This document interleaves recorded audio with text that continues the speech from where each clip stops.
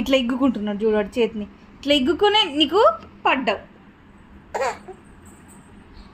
నీకు నడుస్తుంది అన్నారా? ఇట్లా వదిలేస్తావు చూడు, పట్టుకోలే అట్లా, అందుకోసం అట్లా పడ్డాడు. ఆకాశంలోకి ఇట్లా అన్నాడు అనుకో, బ్యాలెన్స్ ఆగది, డమ్ మన ఆడతాడు. మరి ఎందుకు తీసేస్తావు చేతి?